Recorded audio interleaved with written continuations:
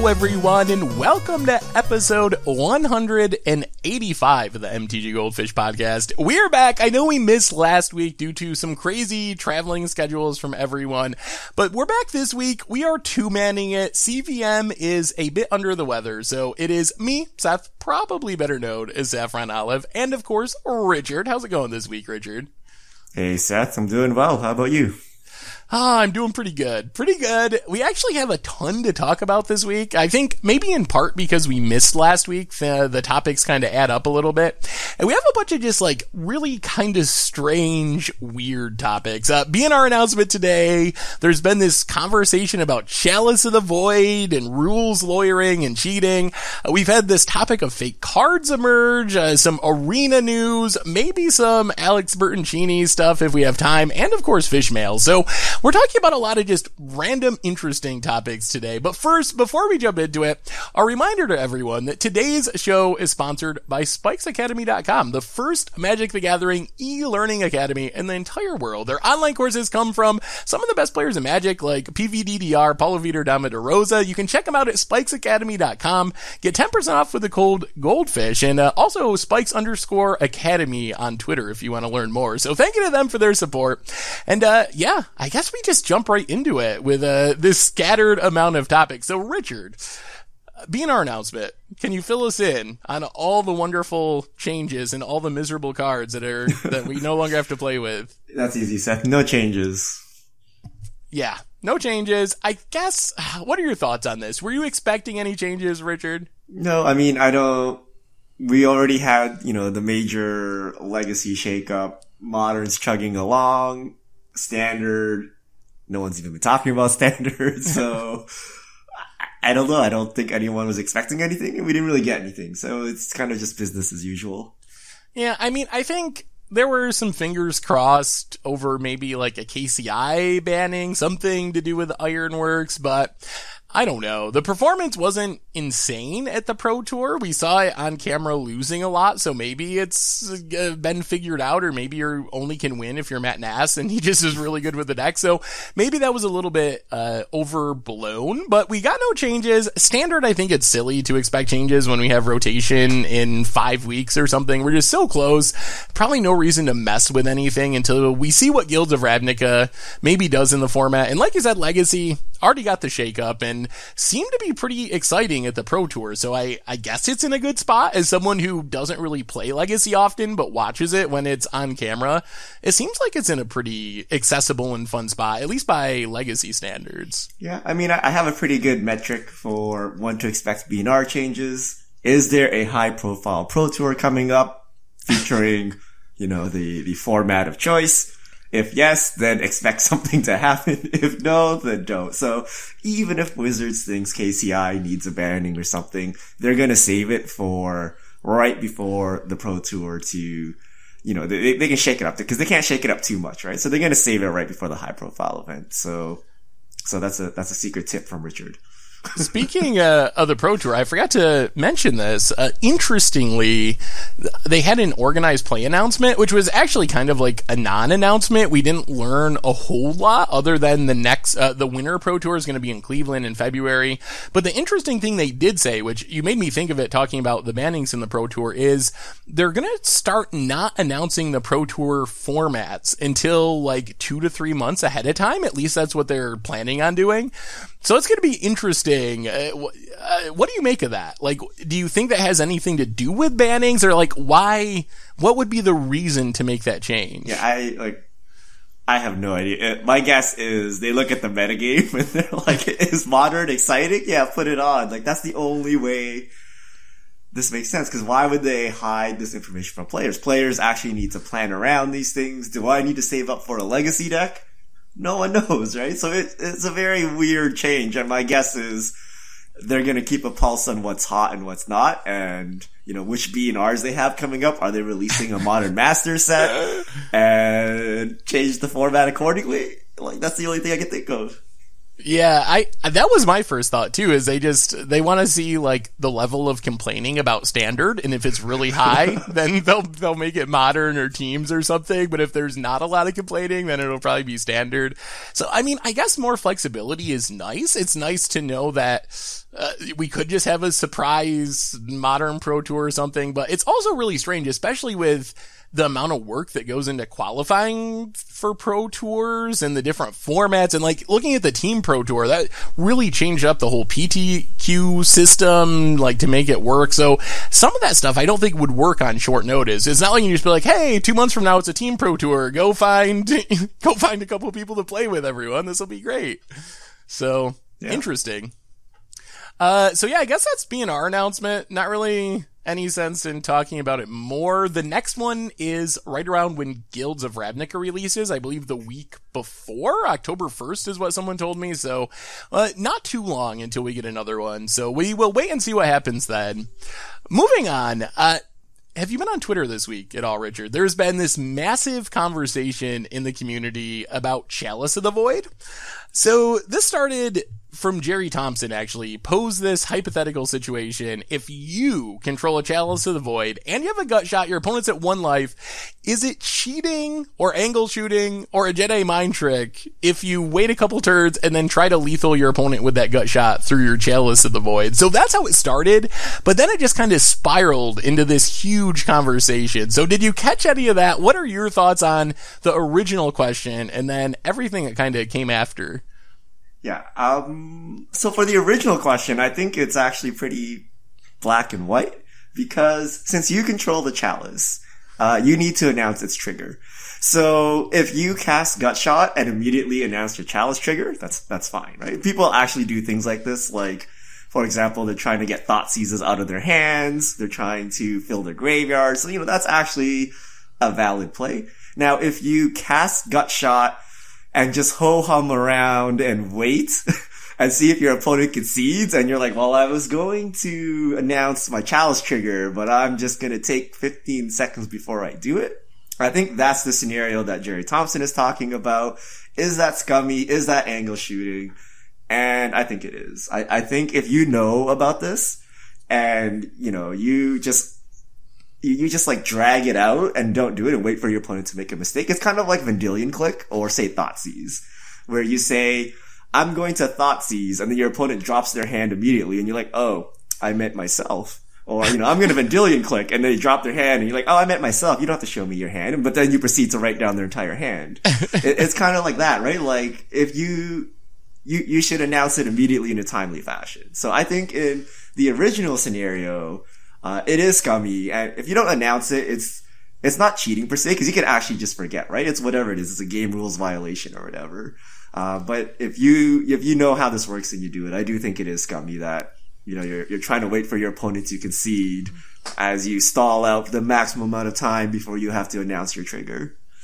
Yeah, I mean, I think the initial scenario pretty much is cheating. Like, I think it's cheating, but there has to be intent involved, I think, for it to be cheating. Because like you said, people can legitimately forget, but I think if you are not forgetting and somehow it could be proved that you were intentionally doing it and not accidentally forgetting your trigger, then I think that is the definition of cheating, actually.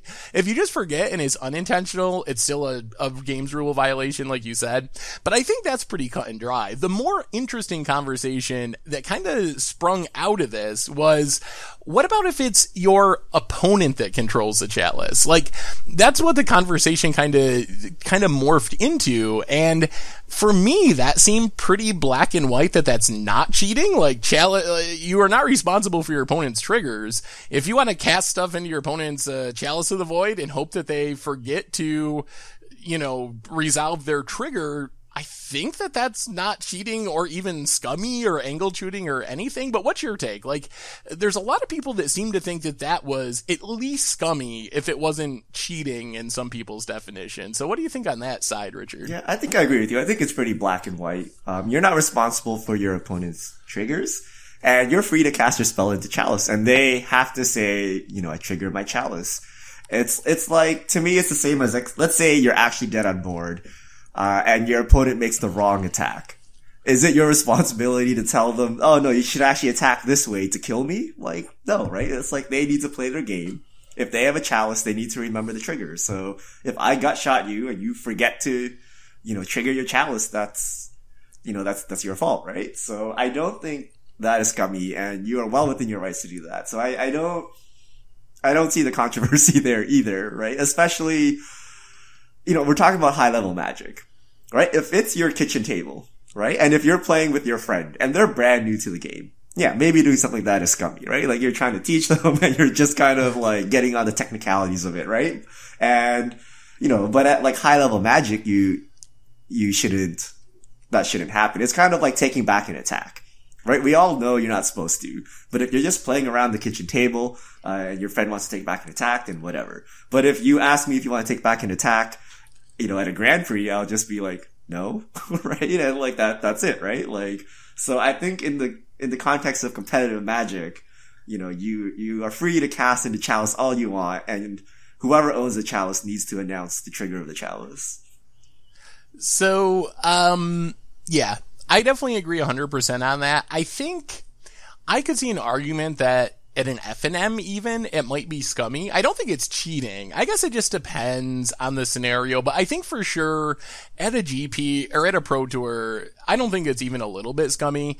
I think at a FNM, personally, I would probably feel a little bit uncomfortable depending on my opponent and stuff. Like at that level of play, I think it's a little more of a gray area, but yes, I think it's kind of a silly conversation, and I don't even really understand where people are coming from that think that it's scummy or cheating. I guess the best explanation I heard was, I think it was from Lee Sharp, who used to do Magic Online, now works on Magic Arena, but his argument, not saying that it was scummy, but he could see how it was scummy because Chalice clearly is intended to work kind of like Sanctum Prelate. Like, if they made Chalice of the Void today, it would just say you can't cast a spell of that converted mana cost, and this whole conversation would be avoided. So I could see that, like, if you're a new-ish player, when you read Chalice of the Void, you think, alright, the idea of this card is you can't cast the thing of that converted mana cost. That's how it works, and trying to cast a spell through it is, like, kinda trying to, like, get this edge case. But the way the card is worded, like, it's clearly not cheating, and that's how it's supposed to work, so I don't know. Yeah, I can see where that's coming from. So, is our takeaway that Wizards needs to fix their templating on cards so that these situations are avoided? Because you're right, like some of, things like Oblivion Ring, where you can accidentally loop itself or whatever, they fix these things by just changing the wording so that it's no longer possible, right? So, you can't accidentally use any of the new O-rings on your own creatures, because they all say your opponent's stuff or whatever. So maybe going forward, they gotta fix things that don't need to be triggers, shouldn't be triggers, so people can't forget them. Yeah, so I think they're already doing that, because we saw Sanctum Prelate in Conspiracy or whatever, and it was worded exactly the way we were just talking about. Instead of saying, oh, it's countered if you cast it, it just says you can't cast the spell of the chosen converted mana cost. So I think Wizards did realize that, but I don't think you can go back. Someone brought up, what should we go back? I think it was Professor, Tulare Community College. Is there any way we should go back and, like, errata Chalice to make it like Sanctum Prelate? And I think that's probably a slippery slope and not a good idea. How many cards would be included in this errata? That's the question. Because, I mean, they do things like this, right? If you remember the beta draft, if you look at any of those old cards, their Oracle text doesn't match what's written on them, right? They've been re-templated. So maybe you can rehaul Chalice, but I think it's such an edge case that no one, it doesn't really matter, right? Like, if you're the type of person to do this in your casual setting, you're gonna find other ways to rules lawyer your friends and do scummy things anyway, right? It's like, how are you gonna stop that, right? And at high level play, you should know how these cards work. Like, you should know that this is a thing that you need to remember this. So I don't see what, I don't think we need to go back and revise all the existing cards just for this, because then there's gonna be another scenario and another one and another one, and yeah, I mean, redo all the cards.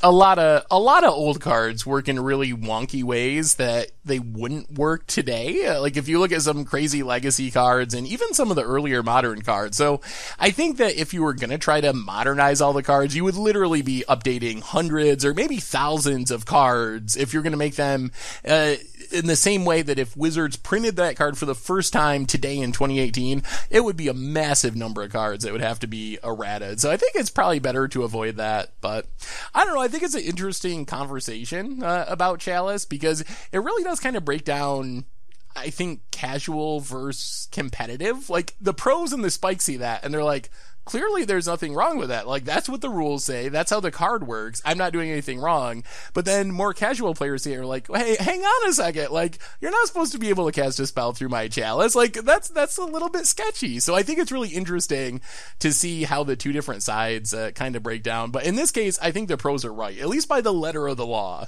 I don't think it's cheating to cast something through your opponent's Chalice. Yeah. Anyway, let's move on. Another big conversation of this weekend was fake cards. So I wrote an article about it. You can check it out on the website. Other people have been talking about it. But the thing that kind of was strange is I knew this article was going up Sunday. Over this weekend, we had a couple of different scenarios come up at tournaments involving fake cards. We had one of the Jessups was playing a PTQ at the GP this weekend and ended up having multiple fake cards. I think they were Cavern of Souls and Horizon Canopies in their Modern Humans deck and got deck checked and got a game loss. And then Jim Davis had someone come up to him at the GP and ask him to sign Dark Confidants. And as soon as he touched them, he was like, oh my god, these are not real. So we've had, like, all of a sudden fake cards become this big topic of conversation in the community. So what are your thoughts on the fake card situation, Richard? It's unfortunate.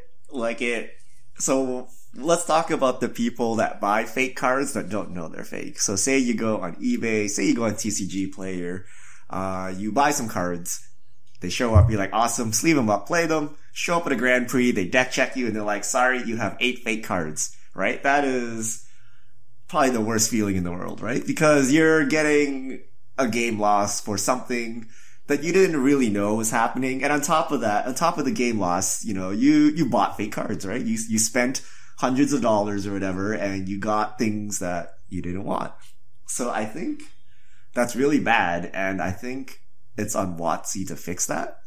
The hollow foils that they do, the new printing process they do, are working towards that, but there are so many old cards, and we will continue to play with old cards. I don't know how they're actually going to solve it, but I think it's unreasonable to have players be able to check all their cards to make sure they're 100% legit.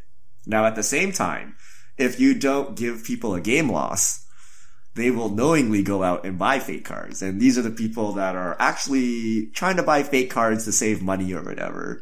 And you want to keep those people out as well, right? So the question is, do you want to hit some innocent bystanders, people that accidentally buy fake cards, or do you just want to let people get away with it, the counterfeiters playing with their fake cards? And that's a hard question, but it's a really unfortunate situation, and we're all gonna get hit by it whether we want to or not eventually, I think. Like, there's no way to officially get official cards from WotC. I can't go buy a Cavern of Soul from Wizards of the Coast aside from, cracking booster boxes.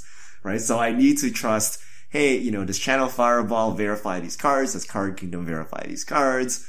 And even they can make mistakes, right? So it's just a very tough situation. Yeah, it is definitely. I don't know if there's a solution to it either. Like, I definitely feel super bad for people that accidentally buy fake cards, because that's got to be crushing, because cards are really expensive, and I can't imagine spending, thousands of dollars to build a deck and finding out a lot of your most expensive cards are fake. But at the same time, the counterfeit community and the fake card community, they know that everyone feels like that and feels bad for the person that accidentally does that. So they have it kind of planned out that if they go to a tournament and someone deck checks them and finds out that they have fake cards, they're just going to be like, oh, I bought them on eBay. Oh my God, I can't believe that happened. I'm so disappointed. So it is a really sticky situation. I feel like you have to hand out some kind of penalty for fake cards, because if you don't, it would be very easy for the fake cards to keep growing and the counterfeit cards to become more popular. And I think that that's a pretty dangerous proposition for the game. I imagine that Wizards is probably not very happy with the way that fake cards are improving. And now we're to the point where we have foil cards and masterpiece cards and the hologrammed on cards. And while the quality is kind of debatable and maybe not that good in every situation, it's scary that that's happening. Because a few years ago, when fake cards first kind of became a big issue, it was like, oh, it's really low quality. It's a small number of cards. But things have definitely changed a lot as Magic has continued to get more expensive. And I don't know what we do. I really don't think Wizards can solve the problem, because like you said, even if they can solve it moving forward, there's no way to solve your future Sart Tarmogoyf or your revised Underground Sea. Those cards are out there, and there's not really anything that you can do to prove that they're authentic. And as we see more and more of this, I'm afraid that it's just going to undercut confidence in the game and in the market in general. Like, if you can't trust that the card you buy on TCG Player from Channel Fireball is authentic, what can you really do? Like, how do you go about acquiring Magic cards confidently? Yeah. So part of the problem is cards are just so expensive, right? It's profitable for these counterfeiters to do this, and you also feel a need as a player, right? Like, if the card was 50 cents, like, would I bother going through all of this to save $2 for a playset of something? Like, no. But when, a card is $600, would I do some shady things to save money? Some people might, right? So part of the problem is cards are just so expensive. So part of the problem can be solved by Wizards reprinting cards, and then reprinting cards with high security so that they can't be counterfeited in the future. So part of it does lie in WotC's hand, right? Like, these counterfeiters are serving a demand, a sketchy demand, but a demand nonetheless. And Wizards could also serve that demand. Yeah, I think that is probably the easiest solution. And I don't know if there can ever be a complete solution on Wizards' end, because I can't imagine that they're going to get rid of the reserve list, and I don't know what you can do about that. If Wizards won't get rid of the reserve list, there's not really any way to solve it. I would like to see, like, do you remember the World Championship decks or, like, Collector's Edition, like, not tournament legal cards reprinted by Wizards, at least for people that just want to play on their kitchen table? It doesn't really do anything to help with the tournament angle, and I think that's one of the things I've realized is a lot of people feel like it's too expensive to play tournament Magic. You got to pay $1,000 or $1,500 for your modern deck if you want to choose any deck that you like, and even more for a legacy deck. So what do you do about those players? Like, what is the right price of Magic? Is there any way that Wizards can make modern cheap enough that there isn't going to be as much demand for counterfeit cards? Or is this just a problem that we got to learn to live with? Yeah. So I think we're pretty much in agreement for tournament Magic, right? Like, using counterfeits is bad. What if we take it to the kitchen tables? Let's say you and your friends all know. We're like, hey, I don't want to buy Tarmogoyfs. I'm going to buy these $10 fake Tarmogoyfs. And you all agree, right? And, you tell your friend, you're not tricking your friends or anything. Is it still okay at this point? If everyone knows and you're all just playing with fake cards and stuff like that. So I would say yes, that's okay, but I would say that buying fake cards is still not the way to go about it, because you don't need realistic fakes that are designed to trick people into thinking that they are real cards to be able to do that on the kitchen table. Like, even if you don't want to just Sharpie up a basic land and write Tarmogoyf on it, there's ways that you can make pretty cool looking playtester proxy cards to play on your kitchen table. Because I think my concern is, if you're buying the counterfeit cards, even indirectly, you're still, like, supporting the counterfeiters and giving your money to the people who are making fake cards, and kind of it's like the whole vote with your wallet thing. Like, if you think that fake cards are a danger to the game, why would you give your money to the people who are making fake cards, even if you're going to use them ethically, quote unquote, to just play them on your kitchen table? You're still kind of, like, perpetuating the problem, I think, if you're buying those cards, especially since there's other options for your kitchen table that isn't buying a $200 Tarmogoyf, but also isn't giving money to people who are trying to scam people by making fake cards. Yeah, I mean, if you're the kind of person that doesn't care about art or anything, you know, like, yeah, we've all Sharpied on cards, or if we're feeling, you know, extra fancy, we'll actually print a proper proxy, maybe with no art, but it'll be actually Oracle text that's written up. But then, you know, then there's people that get slightly fancier. They'll actually print card images on black and white, you know, printers. And then there'll be the kind that go to Kinko's and print full color pictures. And then the natural step of that is, you know, actually someone printing them at a card printing factory. And there's a whole spectrum of this. And I agree with you that it's supporting this business that you probably shouldn't be supporting. But at the same time, like, cards are just so expensive. And if you want a fun experience, like, what are you supposed to do? So I think the only way Wizards can actually solve this is just print gold bordered versions of everything, but they're not going to do that, right? They might print, say, gold bordered versions of Tarmogoyf. But what about cards that are, say, $10? Are they going to do that? Are they going to print every modern card in gold bordered and charge 5 cents or whatever? Like, they're not going to do that, right? So people will turn to these counterfeiters, and I suspect the majority of people buying from them are, like, let's say parents. Like, they know they're fake cards. Some parents may not know, but I bet you a lot do. And they're like, well, my son is 10 years old. He's 12 years old. He doesn't care. He just wants to play with his friends. So I'll buy some of these fake cards for him. Right? And, you know, in that scenario, I don't know, right? It's not good, but it's also not that bad. You know what I mean? But what happens... I can see what you're saying, but what happens when that kid plays Magic for a couple years, goes off to college, and then the parents find the cards, you know, in their attic or whatever, put them on Craigslist, and then all of a sudden, even unintentionally, someone ends up getting scammed based on those cards. Like, yeah, the more those cards get in circulation, even if you're buying them to play on your kitchen table, the odds that they eventually circulate and get out there and cause problems, I think it just, like, increases. I don't know. I guess my take is that it's wrong even for your kitchen table, just because of the issue I said, where I feel like you're supporting something that you probably shouldn't be supporting. Yeah. I mean, I don't know. It's like pirating movies or something, right? You're like, yeah, it doesn't hurt anyone. But then you're like, but in aggregate, it does hurt someone, right? And you're supporting something you're not supposed to support, but I mean, it's basically pirating, right? Like, instead of pirating a movie, you're pirating Magic cards, right? Like, it actually is the same case. And I don't know, it's so tough, and there's no answer outside of make it not profitable to pirate, right? Like, nowadays, it's so easy to watch a movie. There's just simply no reason to go into the dark corners of the internet and try to, like, find a movie where you can pay, you know, $1 at Redbox to get it, or pay $5, $10 a month for Netflix. And that's how they've kind of solved it there.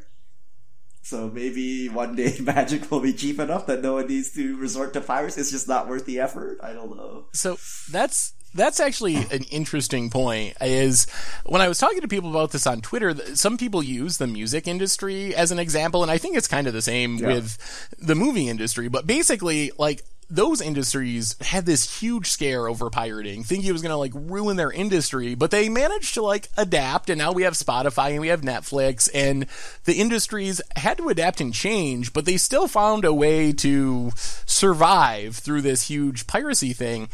Is it possible for Wizards to do that? Beyond just saying, all right, we're not going to make paper cards anymore. To avoid this problem, we're just only going to support digital, which I feel is a pretty extreme step.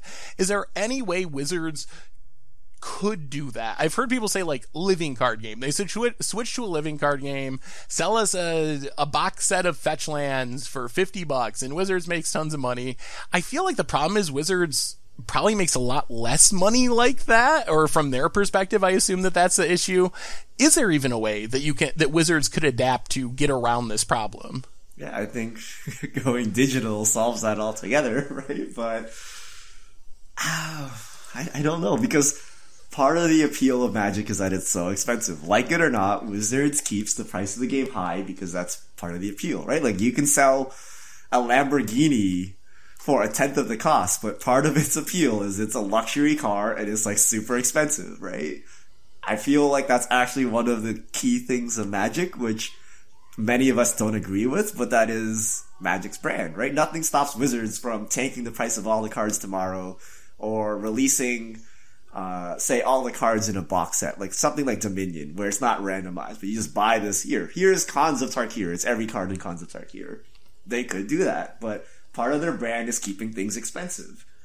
And I don't know how they're going to keep things expensive and fight through the counterfeiters without just going digital. So I don't know what you can do in the paper space. I'm not as confident that it can be solved because remember, most of these parallels we've drawn to music and movies, it's digital, right? How do you solve pirating CDs? No one has CDs anymore, right? We just moved to MP3s and we encrypt them and you get them through Spotify or whatever, right? You stream them now. So I don't know how you protect the physical assets.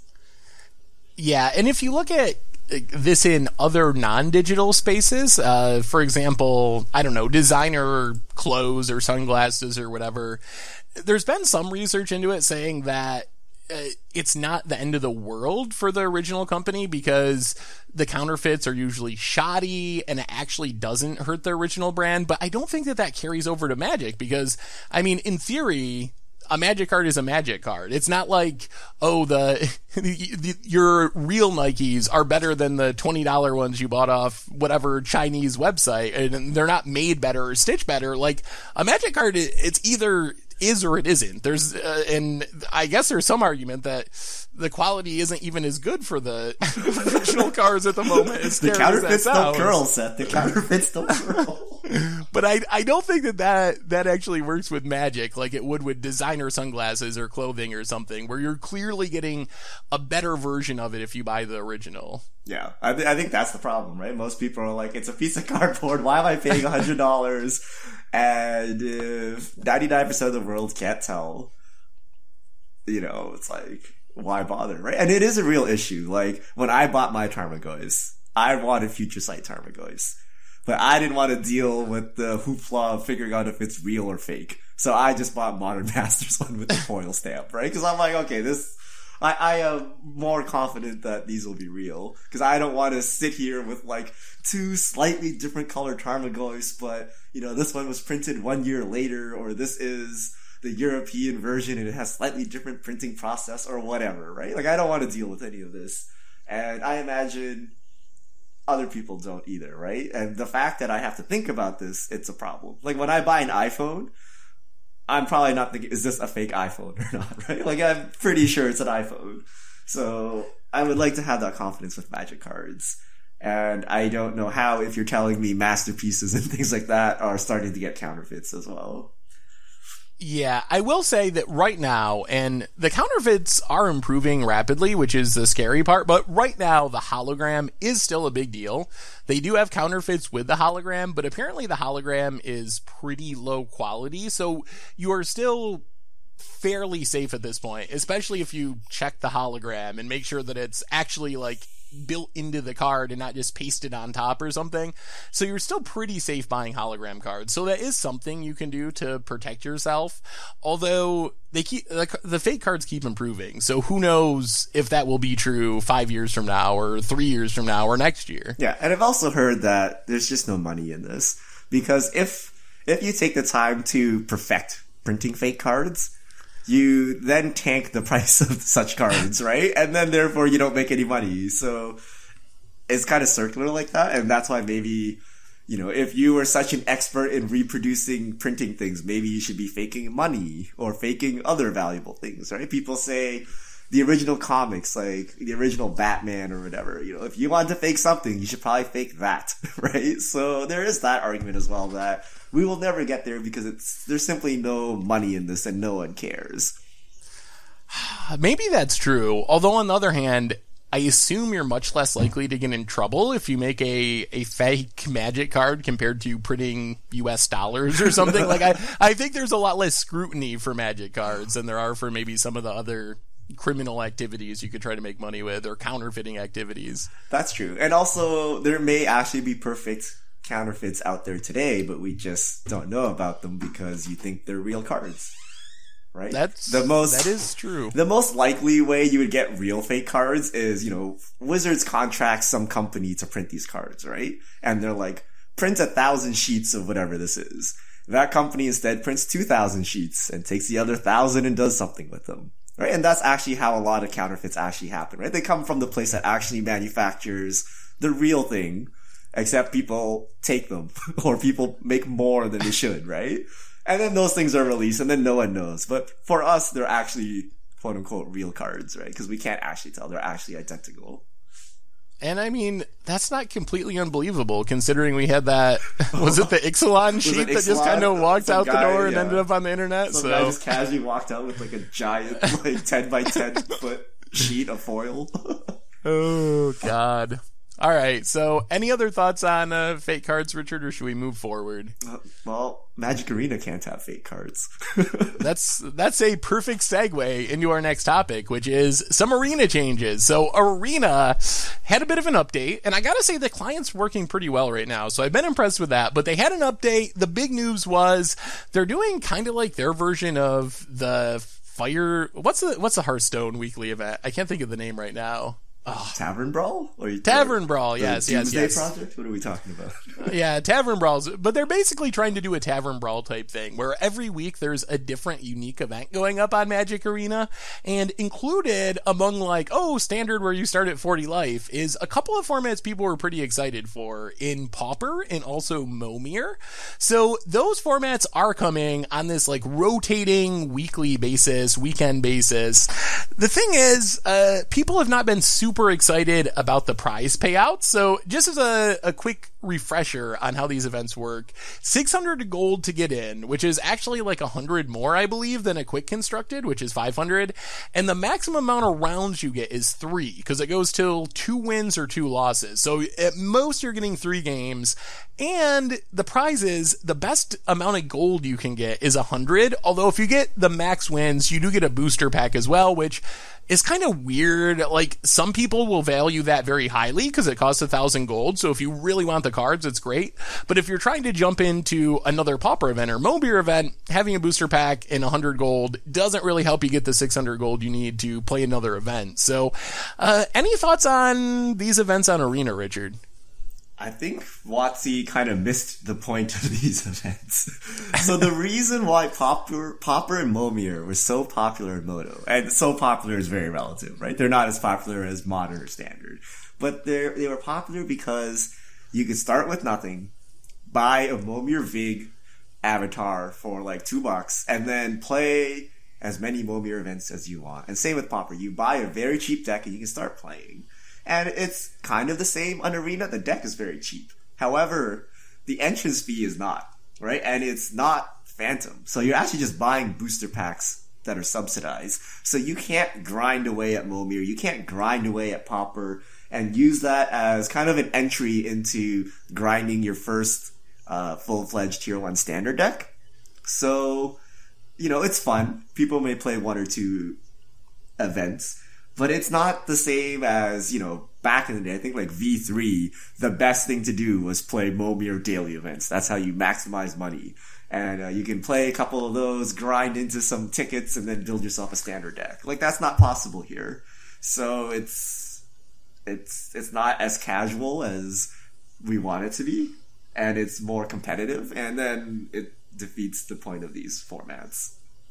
Yeah, I think that's a very good way to break it down. I think if they had just taken away the booster and made it the same amount of gold, I think that would be a lot less of an issue. Because I think what people want to do, if you enjoy Momir and you enjoy Pauper, especially since the tournament is only a maximum of 3 games, which 3 games on Magic Arena does not take that long. 3 games of Momir could go by in 15 minutes very easily on Magic Arena.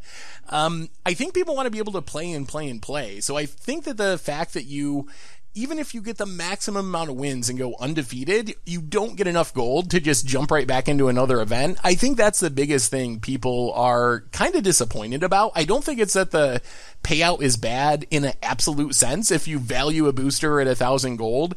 It's the fact that it's going to be really hard to play these formats. You're going to have to save up your gold for an entire week, and you're going to blow through it in an hour or 2 of play because the events are so gold intensive, even if you win boosters, and so short in terms of gameplay. So I think that's why people are mostly disappointed, is it feels like it's going to be really difficult to play these formats often without just spending tons and tons of gold. Yeah, and I think that's actually a general complaint of Arena, right?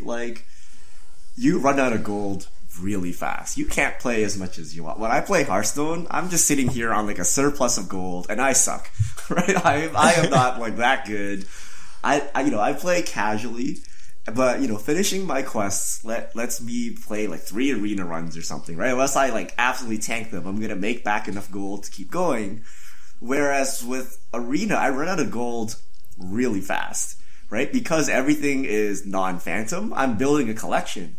But if I'm not playing standard, I don't care, right? So you can't just play casually. You need to keep putting money in, or you need to commit to, like, say, a single standard deck and keep playing that forever. You can't just, what is the new event this week? Momir. Let me play that. What is the new event next week? Pauper. Let me play that. Oh, I'm out of gold now. Let me just sit here and twiddle my thumbs, right?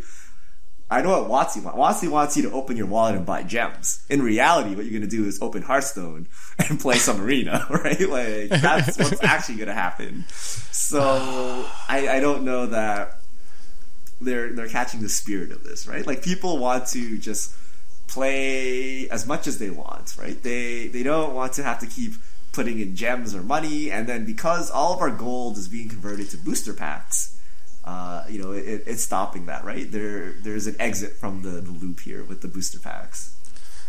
Yeah, and that's not even at the risk of complaining too much, but they haven't even solved the 5th copy problem. So not only does it hurt people who just want to play the formats, but if you have a big collection, a booster doesn't really do anything for you, so you're just like kind of knowingly losing the cards because you don't really get much for getting extra copies. So that's kind of the other issue, and I think you can get by with like standard, because if you run out of gold, sure, you can't play a tournament, but you can always do the free play ladder type stuff. But I think people were really excited to be like, it's the weekend, we got this really cool Pauper event, I'm going to dedicate, a few hours of my weekend to like playing some Momir on arena. And then once they saw these prizes, they're like, oh my god, I'm not going to be able to play this format very much.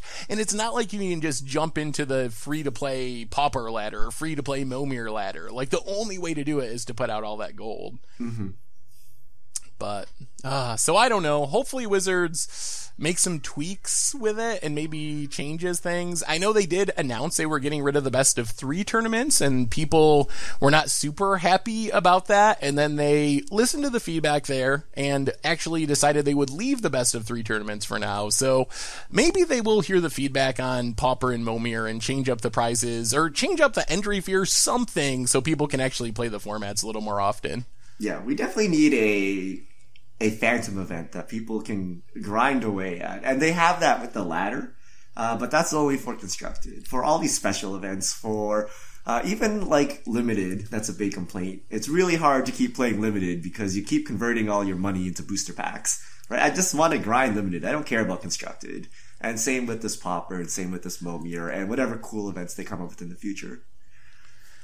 Yeah, and I think, like, just one last thing. I think that the expectation has been set from Paper and also Magic Online, where if you post a winning record, you get enough money to just join another event, because that's how Paper and Magic Online typically work. So I feel like Arena is going against the grain from what Magic players have been used to for so long that it makes it doubly hard for people to accept this. Like, oh, you get a tiny bit of gold back, but here's a booster pack, because that's just not what people are used to. Yeah.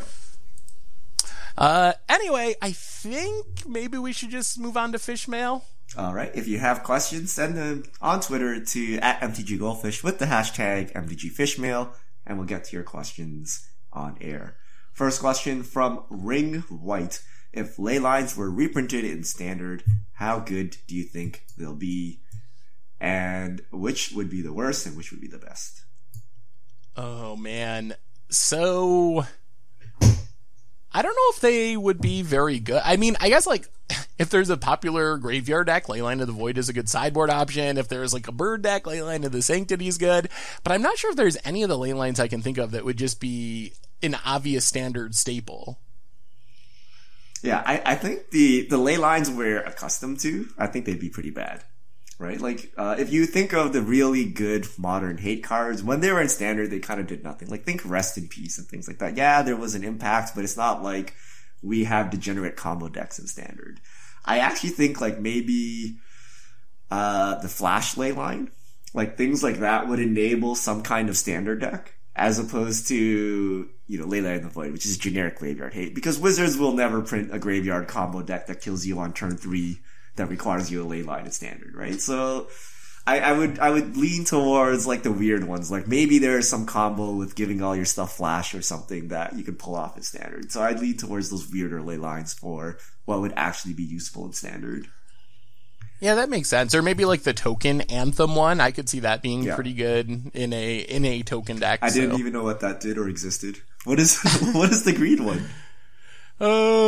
So there's a white one that's a token Anthem from forever ago. The green one, I think, gains you a life whenever a creature enters the battlefield and gives your creatures +0/+1, maybe? I see. Yeah, I don't even know what half these There's some weird ley lines, yeah. Quilted Train. I'm currently in Mardu Pyromancer and run a split of Check and Pain lands instead of Black Cleave Cliffs, and my friends keep telling me I need to upgrade. How important is the upgrade if it's the only budget substitution in my build? I mean, I guess it depends on what you're playing. If you're just playing with your friends, I think it's probably not important at all. Even in an FNM, I don't think it's that important. I think it probably costs you a very tiny bit of percentage points in certain matchups. Like you play against Burn, sometimes you might lose a game you wouldn't have lost by having to pay life for your mana. But unless you're trying to win a GP or win a Pro Tour, I just wouldn't worry about it. Yeah, it's very small, but this is very easy. So whenever you play a game and you draw a Check or Pain land, you ask yourself, if this was a Black Cleave Cliffs, would it be better or worse? And you need to make sure you cover both cases, right? Because you're always going to remember the terrible case where you're like, okay, I drew 2 Check lands and all my lands come into play tap. This is useless. But sometimes it's your 4th land and you're like, well, actually the Check land here is better than Black Cleave Cliffs. So I would just write that down and then you would see, okay, in general, it actually doesn't matter, or more often than not, it does matter and it costs me this many games. And then you can actually make a decision for yourself. Next question, Elite 10. I heard a stereotype that most Magic players were raised being praised that they were smart kids. Is this true in your experience? Were you called a smart kid because you played Magic? Or vice versa? I didn't play Magic when I was a kid, so... Were you called a smart adult? I think it's like an even split. Some people think no, some people... I think someone said that once about me, though, that I was smart. I feel like this is probably true. I feel like maybe it's not like causation, it's just correlation. Like, Magic has some appeal to like nerdier kids.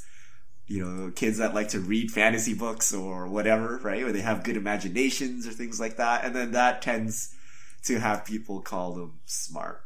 But I don't think that Magic makes you smart or being smart makes you play. Like, I don't know. It's hard to draw that. But I would say it's over 50% that people that play Magic as a kid, they were called smart. Now, whether they're smart or not, the joke's on them. Cardboard Crack was not very smart at all, but here we are. Taskmaster 1995. I have not seen you play a Greater Gargadon deck in a while. I feel like every third video you used to play one. What's up with that? I don't know. Did we really play that many Greater Gargadon decks? I'll have to go back and look. I remember playing it in like Restore Balance. There might have been a couple other ones. Maybe we're about due for some more Greater Gargadon action. Plus, you have too much Panharmonicon on you. We need a new card. Well, Panharmonicon's about to rotate, so I'm going to have to find a new card, or I don't know what I'll do. And then you'll keep jamming it into modern decks. Yeah. Vintage Panharmonicon, here we come. Alright, Run Thunder Snow. Seth, I have a new idea for you. Quote, decks I loathe. Once a month or once a set, you play a deck you hate. You have to play all versions of Tron, Infect, Boggles, KCI, and any I'm missing. You can have KCI versus Eggs as well. Maybe that would be cool. I know the one time we played Boggles, because it was the most popular instant deck tech, I actually kind of enjoyed it, as much as it pains me to say Monster. that it was kind of fun. So maybe we should, maybe I should branch out and play some more decks that I don't like. Seth's been living a double life. He's secretly a Boggles KCI player. Yeah, I have a fake, like a throwaway Moto name, and I got a bunch of 5-0s with Boggles. we gotta check Just no one top, knows it's me. Yeah, we gotta check who the top Boggles player is. Sometimes I call Seth and he's like, Slippery Boggles, yes. Murph Classics. What do you think a Turbo Fog sideboard plan of Spyglass, swapped in for naming Teferi, Carnage Tyrant, Superpod, and Nezahal for other control decks? Wait, so for Turbo Fog, you put Spyglass into your sideboard, and then you swap it with Teferi. I think Teferi is literally the most important card in the Turbo Fog deck, so I couldn't imagine there being any card in Standard I would rather have in my deck than Teferi and Turbo Fog. I believe you've called the deck Turbo Teferi. It really is. Like, Nexus gets all the credit, partly because it was a promo and everyone made a big deal about it, but Teferi is the card that makes that deck work. Alright, Random Cahill. For long term, would you buy or keep Nexus of Fate? Where are we on Nexus of Fate? Oh, we didn't talk about this because it was last week, right? But Wizards came out and said there's the same supply, or there's more supply of Nexus of Fate than a Mythic from Core Set 2019. It's really interesting. Nexus of Fate, the TCG mid is still at like $34, but the cheapest prices you can buy them for has been steadily dropping down to like just under $25. So I don't really know. I think that the card will remain heavily played after rotation. It works so well with Teferi and Search for Azcanta, and both those cards stay in the format. Whether or not the supply will dry up, I see a lot of copies for sale right now, so I mean, I guess over the long term, people will want it for Commander, so it's probably an okay hold, but I don't know. We're still in just uncharted territory when it comes to Nexus of Fate, really. Yeah, I have a feeling Wizards will do something about it eventually. Like maybe release it as an F&M promo or something like that. Maybe not within the next year or so, but maybe in 2 years or things like that. I feel like they would do something with this. Either reprint it in a real product or give it away as promos or whatever. Like, it's the card they have that they can use now, and I believe they're going to use it to sell something or to promote something. Yeah, it could easily be in a master set, like a few years from now, if it remained $25, like that, they could easily buy do a that. Box promo masters. Only when you buy a box do you get a chance to get this card. Fractured Phage. In your article, The Fake Card Problem, where you talk about counterfeit cards, you mentioned that Modern needs to be more expensive than Standard.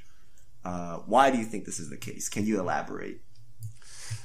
So basically, Wizards makes their money primarily off Standard, and that's the format they want the most people playing and need the most people playing, because that's what moves the booster boxes and most of the supplemental products. So I think from Wizards' perspective, they don't want necessarily Modern to be what it is today, which is like, when we did the article a couple weeks ago, almost $1,000 on average for some of the most played decks. But it does need to be maybe like twice the price of Standard. I think in an ideal world, you'd have Standard decks be maybe $200, $250, give or take, and then have Modern decks in the $500 range. So people will still mostly play Standard because it's the cheapest format. Because the risk is, if Modern was cheaper than Standard, a lot of people would just be like, well, Modern's arguably more fun than Standard. My cards are going to maintain value longer because there's no rotation. Why would I ever build a Standard deck? And Wizards needs people to build Standard decks to support their whole model of selling product. All right. Last question. 11 Vicious. What was your favorite top deck moment in Magic? What deck did you play and how close was the game? Oh, geez. Do you know this off the top of your head, Richard? No. I remember the situation, but I don't remember the cards. I was playing Mono Black Control and Theros Standard, and it was one of those. Oh, it's when Seth started playing Magic. Had to throw that in there. But it was something like I could remove my opponent's creature on board or something, which would be the best play for the board state, but I knew I wouldn't win the game. Or I could hope to top deck this specific card, and that would let me win the game. And then I actually did that, and then I won the game. And I'm like, aha, reading all those Magic articles paid off, right? Like, that was like the moment where it's like, yeah, you don't do the play that's most obvious or best for the situation. You do the play that will allow you to win the game. So I played to my out, and then I actually top decked my out, which was like a 1 in 40 or whatever, right? And then, but I don't remember what the actual top deck was. But probably something to do with pack rats and removal or something. Or Gary, probably Gary, I don't know. I know for me it's probably a top deck to win an against the odds game, which probably on a week where I had lost a ton, but I can't think, I know it's happened at least a few times, but I can't think of like this specific episode at the moment where after losing like 5 matches in a row, we finally draw the card at the perfect time and win the game. But I know that that's what it would be if I could think of the time where it happened. We're gonna need the against the odds specialist to go through our videos and figure out this. I'm pretty sure that's almost like every against the odds, Seth. Yeah, that is probably true. It happens most every week. Yeah. All right, that's all our questions this week. Thank you for everyone who sent them in. If you have questions in the future, send them to the hashtag MTGFishmail, and we'll get to your questions on air. And I think that brings us to the end of episode 185 of the MTG Goldfish podcast. So, Richard, thanks for hanging out. Everyone, thank you for listening. And one more time, a shout out to the sponsor of today's stream, SpiceAcademy.com. Check them out. Get 10% off with the code Goldfish over at SpiceAcademy.com. So, again, thanks for listening. We will be back next week. CVM should be back to join us as well to talk some more Magic. So, have a wonderful week. And this is the crew signing out.